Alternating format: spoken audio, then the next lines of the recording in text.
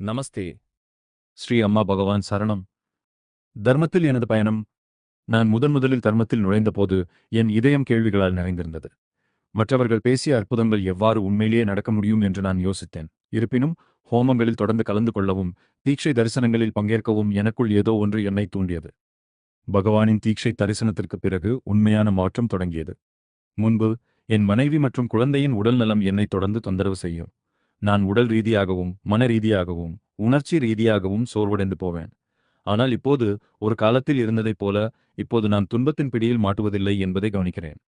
குடும்பத்தினரிடமிருந்தோ அல்லது தனிநபர்களிடமிருந்தோ ஏற்பட்ட கடந்த கால வலிகள் இப்போது எந்த சுமையையும் கொடுக்கவில்லை.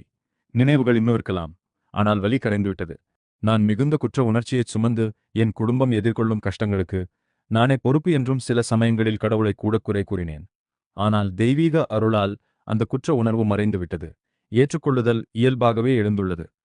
ஒரு காலத்தில் என்னை என் மனைவி, என் குழந்தை, எனது வாழ்க்கை இவற்றைப் பற்றி தொடர்ந்து எடை போடுதல், தீர்ப்புகள் வழங்கப்பட்ட இடத்தில் இப்போது அமைதி நிலவுகிறது. ஒரு காலத்தில் முடிவில்லாமல் பேசிக்கொண்டு கதைகளைச் சுழற்றி துன்பத்தை உருவாக்கிய மனம் இப்போது அமைதியாகிவிட்டது. எண்ணங்கள் இன்னும் எழுகின்றன, ஆனால் அவை இப்போது என்னை தொந்தரவு செய்வதில்லை. தெய்வீக இருப்பு இப்போது உள்ளே ஆழமாக உணரப்படுகிறது. அது என்னை சக்தி வாய்ந்த முறையில் வழிநடத்துகிறது. குறிப்பாக என் தொழில்முறை வாழ்க்கையில் என் வயதை பொருட்படுத்தாமல் நான் சுறுசுறுப்பாகவும் உயிரோட்டத்துடனும் இன்னும் பலவற்றை சாதிக்க வல்லவராகவும் உணர்கிறேன். எனக்காகவும் மற்றவர்களுக்காகவும் அன்பு மலர்ந்துள்ளது. உள்ளுக்குள் அமைதி அருள முடியாத அளவுக்கு விரிவடைந்துள்ளது. இந்த உள்மாற்றம் ஸ்ரீ பரஞ்சோதி அம்மா பகவானின் அற்புதங்கள் உண்மையானவை என்பதற்கு நேரடி சான்றாகும். நான் அவர்களின் அருளுக்கு சாட்சி. அன்பான ஸ்ரீ பரஞ்சோதி அம்மா பகவான், இவ்வளவு புனிதமான முக்தி நிலைகளை எனக்கு அளித்ததற்கு நன்றி. என் உள் உலகம் என்னால் புரிந்து கொள்ள முடியாத அளவிற்கு மாறிவிட்டது.